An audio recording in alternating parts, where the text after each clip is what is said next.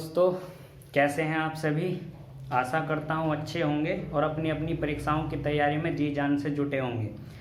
देखिए, आज हम संविधान के अंतर्गत तीसरा लेक्चर ले रहे हैं और संविधान के शुरुआती 2 लेक्चर के अंतर्गत पहले लेक्चर में हमने पढ़ा था कि संविधान की जो पृष्ठभूमि है, यानी कि मूल अधिकारों की पृष्ठभूमि है, मूल अधिकारों का जो इतिहास है उसके बारे में पढ़ा था।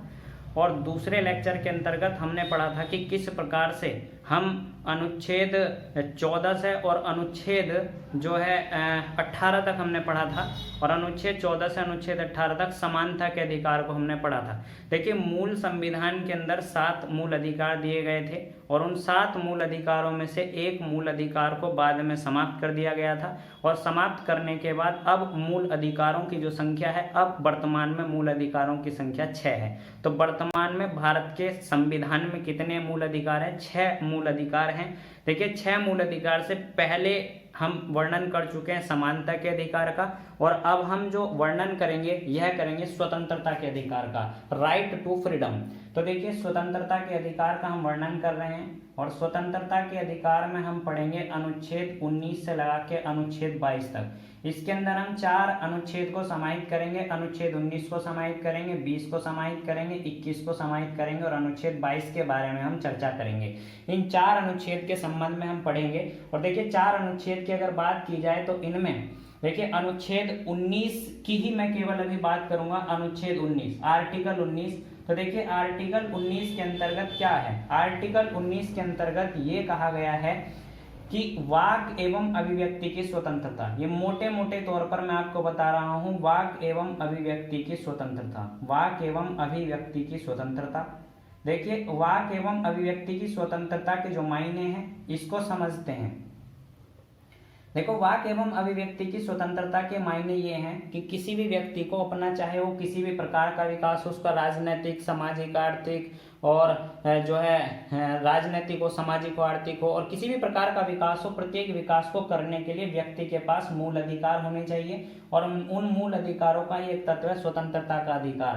तो देखिए, वाक एवं अभिव्यक्ति की स्वतंत्रता के मायने यह है कि कोई भी व्यक्ति स्वतंत्रता के साथ अपनी बात को प्रेजेंट कर सकता है, अपनी बात को रख सकता है। इसी को दर्शाने के लिए वाक एवं अभिव्यक्ति की स्वतंत्रता अनुच्छेद 19 के अंतर्गत दी गई है। देखिए, मैं एक चीज यहाँ आपको बताना चाहूंगा कि अनुच्छेद 19 के अंतर्गत कुल 6 प्रकार की स्वतंत्रताओं का वर्णन है। कुल 6 प्रकार की स्वतंत्रताओं का वर्णन है। 6 प्रकार की स्वतंत्रताओं का वर्णन है।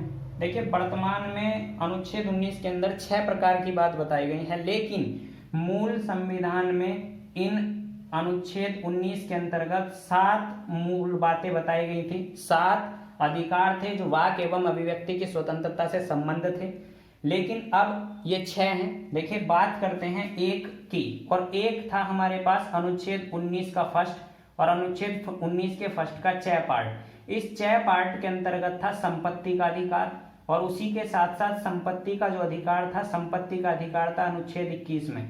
तो अनुच्छेद 19 का 1 का 6 और अनुच्छेद 31, आर्टिकल 31 से संपत्ति के अधिकार को समाप्त कर दिया गया, और इसको अनुच्छेद 300 के अंतर्गत एक विधि या एक कानूनी अधिकार इसको बना दिया गया। विधि या कानूनी अधिकार, देखिए, विधि या कानूनी अधिकार इसको बना दिया गया। और ये जो कार्य किया गया था, ये किया गया था 44वां संविधान संशोधन 1978 के द्वारा। तो 44वां संविधान संशोधन 1978 के द्वारा एक मूल अधिकार को कम किया गया, और अनुच्छेद 19 का एक स्वतंत्रता को हटा करके उसको भी अनुच्छेद 300 के में विधि अधिकार या कानूनी अधिकार का दर्जा दे दिया गया। इसको अब हम खत्म करते हैं। अब इससे हम कोई लेना देना हमारा नहीं है, बस इतना ध्यान रखना है कि अनुच्छेद 19 के अंतर्गत कुल 6 प्रकार की स्वतंत्रताएं दी गई हैं। देखिए, कौन कौन सी स्वतंत्रताएं दी गई हैं। सबसे पहला अनुच्छेद 19 का फर्स्ट, और अनुच्छेद 19 के फर्स्ट का क्या इसको कह सकते हैं, और इसमें जो पहली स्वतंत्रता दी गई है, ये दी गई है वाक एवं अभिव्यक्ति की स्वतंत्रता। वाक एवं अभिव्यक्ति की स्वतंत्रता। तो देखिए, वाक एवं अभिव्यक्ति की स्वतंत्रता का बिल्कुल स्पष्ट अर्थ है कि किसी भी व्यक्ति को अपनी बात को रखने का, और अपनी बात को स्पष्ट तरीके से रखने का, अपनी बात कहने का और अपने विचारों को प्रकट करने का बिल्कुल अधिकार है, और स्वतंत्रता के साथ वैसा कर सकते हैं। दूसरा जो हमारे पास है, निरायुध सम्मेलन करने का, निरायुध सम्मेलन करने का अधिकार, निरायुध या शांतिपूर्वक सम्मेलन करने का अधिकार, शांतिपूर्वक सम्मेलन। देखिए कोई भी व्यक्ति शांतिपूर्वक या निरायुध मतलब बिना हथियारों के और शांति के साथ कोई भी सम्मेलन कर सकता है, ये भी अनुच्छेद 19 के 2 के अंतर्गत हमें बात बताई गई है।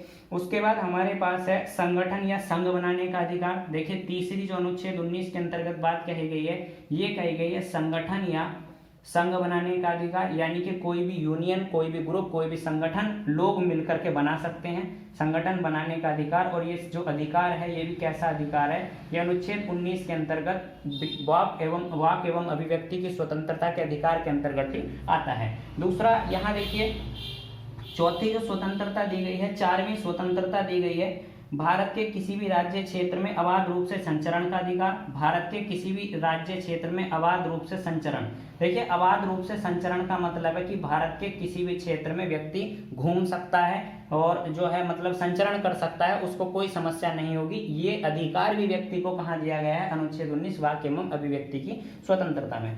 उसके बाद देखिए इसमें जो 5वीं स्वतंत्रता दी गई है, 5वीं स्वतंत्रता दी गई है भारत के किसी भी राज्य क्षेत्र के अंदर निवास करने का, बस जाने का या रहने का अधिकार। तो भारत के किसी भी राज्य क्षेत्र में निवास करने का या बस जाने का जो अधिकार है, निवास करने या बस जाने का जो अधिकार है, ये अधिकार भी अनुच्छेद 19 के अंतर्गत ही दिया गया है। 6वीं जो अनुच्छेद 19 के अंतर्गत स्वतंत्रता दी गई है, ये स्वतंत्रता दी गई है कोई भी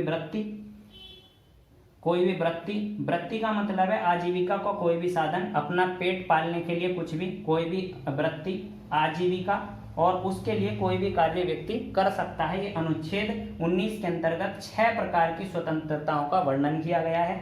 देखिए अब हम थोड़ा इसको समझने का प्रयास करते हैं और थोड़ा इसको समझते हैं। देखिए अनुच्छेद जो है 19 का 6 है ना, और अनुच्छेद 31 मैं आपको समझा चुका हूं, तो उसके बारे में हम वर्णन करेंगे नहीं।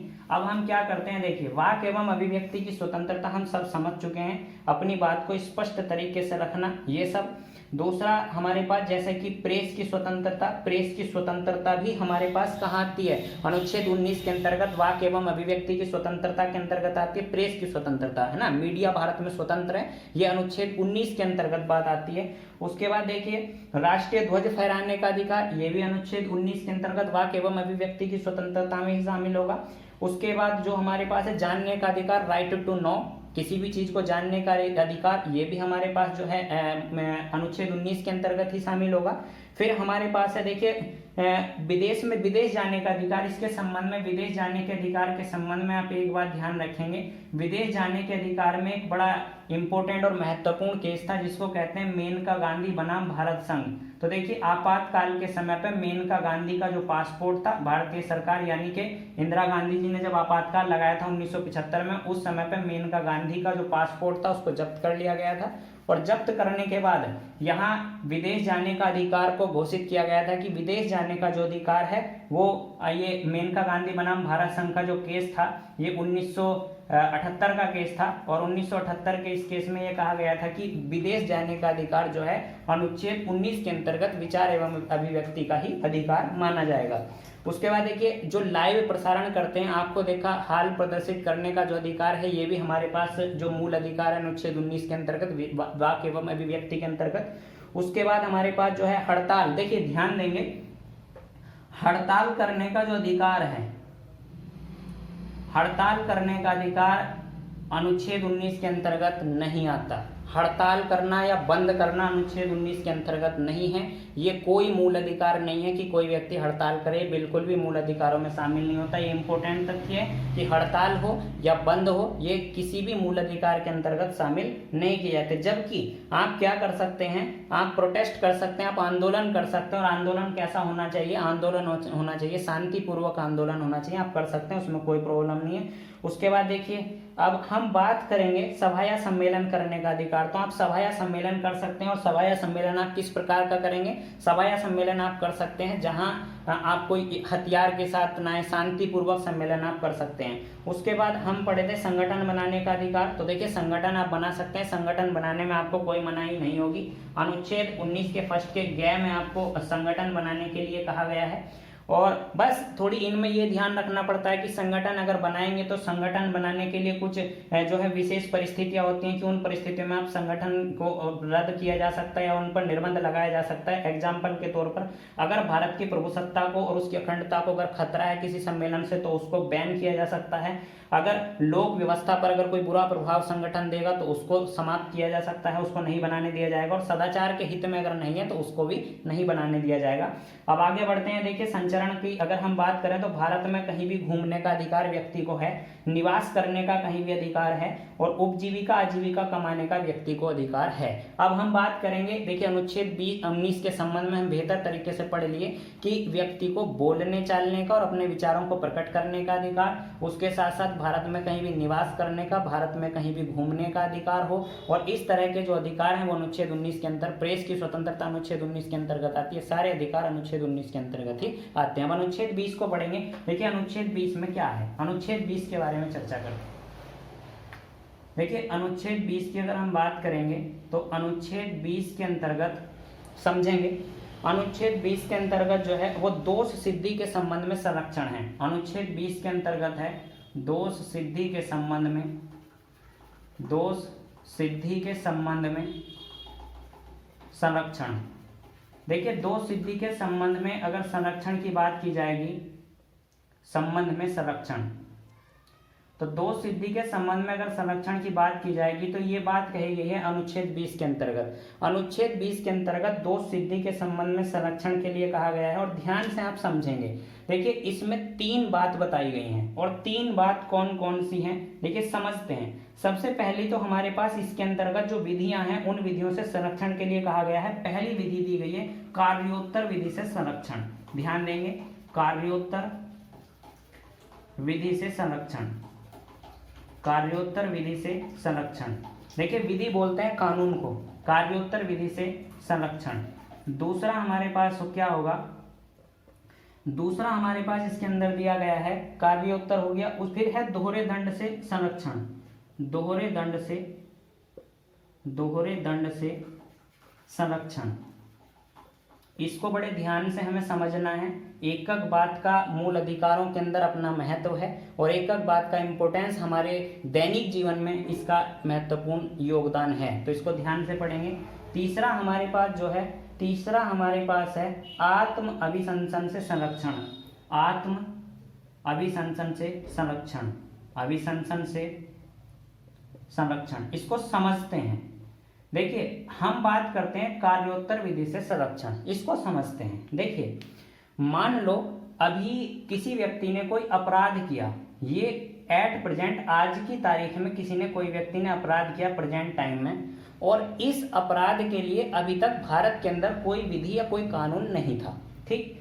लेकिन हुआ क्या, हुआ यह कि कुछ समय के बाद जब इसको, आप ये कहिए कि अपराध के समय पे कोई कानून बना हुआ नहीं था, लेकिन उसके बाद कभी भी कोई कानून बन गया तो ये व्यक्ति अपराधी इस कानून के अंतर्गत नहीं होगा। मतलब अगर जो अपराध किया गया है उस अपराध के समय जो कानून बने हुए होंगे व्यक्ति उन्हीं के अंतर्गत अपराधी होगा, और जो कानून बाद में बनेंगे, मतलब कानून भूतलक्षी नहीं हो सकते। आप ऐसा समझिए कि किसी भी कानून को पास्ट नहीं लगाया जा सकता, उसको पीछे नहीं लगाया जा सकता, पास्ट जो काल है, जो बीता हुआ समय, उसमें नहीं लगाया जा सकता। कोई भी कानून क्या है वो आने वाले समय के लिए बनाया जा सकता है। संसद कोई भी भूतलक्षी कानून नहीं बना सकती, संसद केवल उन्हीं कानून को बनाएगी जो कानून आने वाले समय में लागू होंगे। तो कार्योत्तर विधि से संरक्षण का मतलब ये है कि जिस समय कोई अपराध किया गया उस समय कोई भी विधि ऐसी नहीं थी, तो वह व्यक्ति नई विधि के अंतर्गत अपराधी नहीं होगा। अगर बाद में कोई विधि ऐसी बन जाती है तो वो अपराधी नहीं होगा, वह केवल अपने जिस समय पर अपराध हुआ है उसी समय के अपराध के विधियों के अनुसार ही अपराधी होगा, नई विधियों के अनुसार उसको अपराधी नहीं कह सकते, पहली बात। दूसरी बात है दोहरे दंड से प्रावधान या दोहरे दंड से संरक्षण। देखिए इसके अंतर्गत क्या है, इसके अंतर्गत यह है कि किसी भी व्यक्ति को एक ही अपराध के लिए 2 बार सजा नहीं दी जा सकती। सपोज करिए एक व्यक्ति ने अपराध किया, उसको न्यायालय ने एक बार सजा सुना दी, अब उसी अपराध के लिए उस व्यक्ति को किसी भी परिस्थिति में दोबारा सजा नहीं सुनाई जा सकती, ठीक। तीसरा हमारे पास है आत्म अभिशंसन से संरक्षण। देखिए आत्म अभिशंसन से संरक्षण के मायने ये हैं कि कोई भी व्यक्ति अपने विरुद्ध साक्ष्य को उपलब्ध नहीं कराएगा। अगर मतलब एक समझना है कि जो गिरफ्तार करने वाला जो भी संस्था है, जैसे कि सपोज करिए पुलिस किसी को गिरफ्तार करती है और उसको टॉर्चर करती है, किस चीज के लिए उसको टॉर्चर करती है? अपने ही खिलाफ सबूत एकत्रित कराने के लिए। तो पुलिस ऐसा नहीं कर सकती। सबूत एकत्रित करना पुलिस का कार्य है, वो अपने कार्य को करेगी। किसी भी व्यक्ति को उसी के खिलाफ सबूत इकट्ठा करने के लिए बाध्य कभी भी नहीं किया जा सकता। और अगर ये नहीं किया जा सकता तो ऐसा अनुच्छेद 20 के अंतर्गत कहा गया है। और अगर व्यक्ति अपनी इच्छा से अपने खिलाफ साक्ष्य देना चाहता है तो उसको ग्रहण किया जा सकता है, उसको मना नहीं की जा सकती। ये ध्यान रखना है। अब देखिए अनुच्छेद 20 के संबंध में 3 बात है: कार्योत्तर विधि से संरक्षण, दोहरे दंड से प्रावधान और आत्म अभिशंसन का संरक्षण। कार्योत्तर विधि का सीधा संबंध है, जिस समय अपराध होगा उसी समय की विधियों के अनुसार व्यक्ति को अपराधी माना जाएगा। जो विधियां हैं वो भूतलक्षी नहीं हो सकती। दोहरे दंड से किसी भी अपराध के लिए 2 बार सजा नहीं हो सकती एक ही व्यक्ति को। और दूसरा है आत्म अभिशंसन से संरक्षण, मतलब कोई भी व्यक्ति अपने खिलाफ साक्ष्य उपलब्ध कराने के लिए बाध्य नहीं है। अगर वह अपनी मर्जी से उपलब्ध कराता है तो उसको ग्रहण किया जाएगा, उसको नकारा नहीं जाएगा। अब आते हैं, देखिए अब अनुच्छेद 21 के अंतर्गत आते हैं। अनुच्छेद 21 को पढ़ेंगे और अनुच्छेद 21 के अंतर्गत है प्राण एवं दैहिक स्वतंत्रता। अनुच्छेद 21 के अंतर्गत है प्राण एवं दैहिक स्वतंत्रता। प्राण एवं दैहिक स्वतंत्रता। देखिए सीधे शब्दों में हम इसको कह सकते हैं दैहिक स्वतंत्रता, या हम इसको सीधे शब्दों में कह सकते हैं जीवन जीने का अधिकार। देखिए अनुच्छेद 21 के अंदर जीवन जीने के अधिकार को दिखाया गया है और जीवन जीने के अधिकार को अनुच्छेद 21 के अंदर दिखाया गया है। और इसके संबंध में आप समझेंगे कि किस प्रकार से, जैसे कि अब मैं आपको समझा देता हूं। जैसे कि हम बात करेंगे, देखिए किसी भी व्यक्ति को अपनी आजीविका कमाने का अधिकार है। किसी भी व्यक्ति को अपना जीवन को चलाने के लिए आजीविका कमाने का जो अधिकार है वह अनुच्छेद जो है 21 के अंतर्गत, अनुच्छेद 21 के अंतर्गत एक मूल अधिकार है। और अनुच्छेद 21 के अंतर्गत जो मूल अधिकार है इनको जीवन जीने का अधिकार बोलते हैं, प्राण एवं दैहिकता के अधिकार हैं। अब देखिए यहाँ आपको ये भी समझना है, जैसे हमारे पास जीविकोपार्जन करने का, अपनी जीवन जीने का अधिकार किसी के व्यक्ति के पास है, उसके संबंध में जो अपनी आजीविका चलाने का अधिकार उसको मिला हुआ है। दूसरा हमारे पास है सड़क पर व्यापार करने का अधिकार। देखिए सड़क पर व्यापार करने का अधिकार भी अनुच्छेद 21 के अंतर्गत ही मूल अधिकारों की श्रेणी में आता है।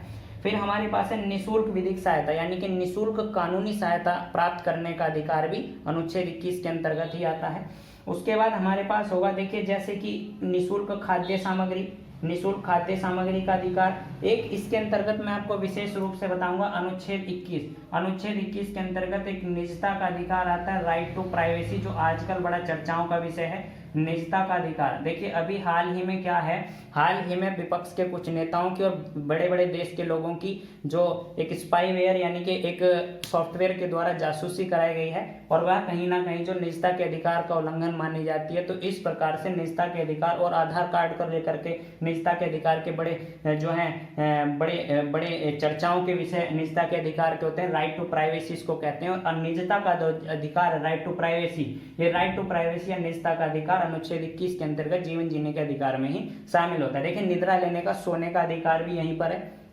और हमारे पास इसी के संबंध में देखिए अगर हमारे पास हथकड़ी लगाने का अधिकार हो, धूम्रपान निषेध करने का अधिकार हो, जैसे कि आप पब्लिक प्लेस पर धूम्रपान नहीं कर सकते, उसके लिए ये सारे प्रावधान हैं। और आप समझेंगे कि चिकित्सीय सहायता यानी कि चिकित्सीय सहायता पाने का, मेडिकल जो फैसिलिटी है उसको पाने का अधिकार भी, मुफ्त में फैसिलिटी पाने का अधिकार भी व्यक्ति के पास है।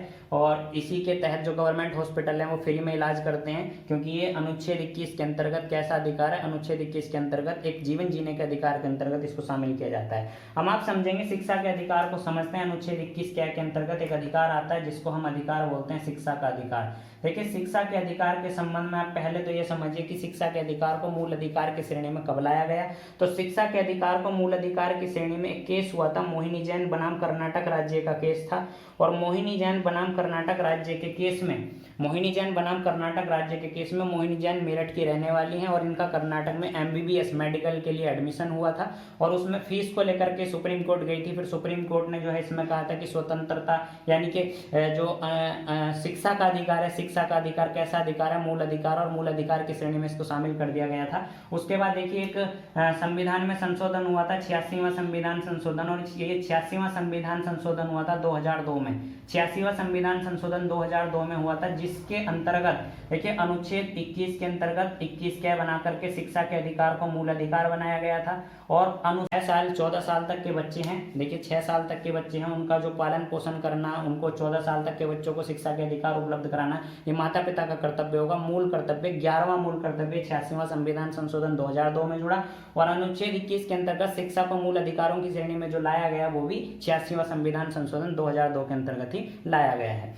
अब देखिए हम यहाँ 11वें मौलिक कर्तव्य के बारे में पढ़ लिए। अब हमारे पास है अनुच्छेद, हम पढ़ेंगे 22। देखिए अनुच्छेद 22 के बारे में चर्चा करेंगे। और अनुच्छेद 22 की जब हम बात करेंगे तो अनुच्छेद 22 के अंतर्गत है गिरफ्तारी से संरक्षण। देखिए अनुच्छेद 22 के अंतर्गत क्या है? अनुच्छेद 22 के अंतर्गत है गिरफ्तारी से संरक्षण।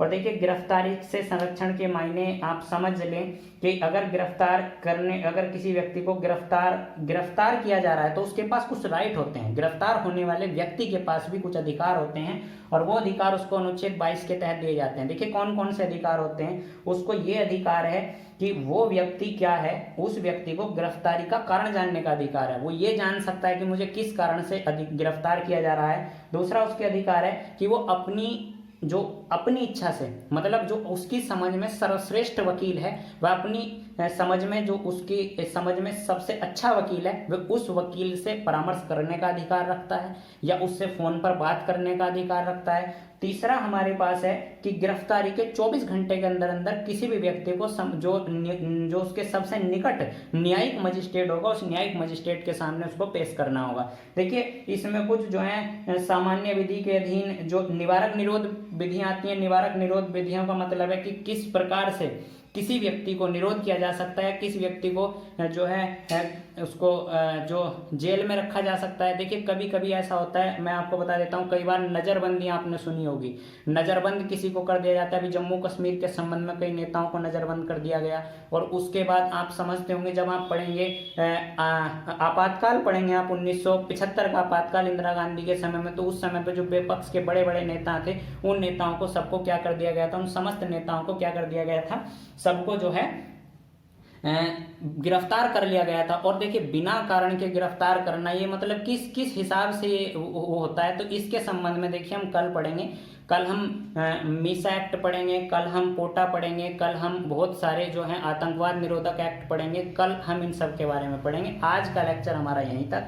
अगर आपको हमारा वीडियो अच्छा लगा है तो हमारे वीडियो को लाइक करें, हमारे चैनल को सब्सक्राइब करें और इस वीडियो को अधिक से अधिक शेयर करें। धन्यवाद।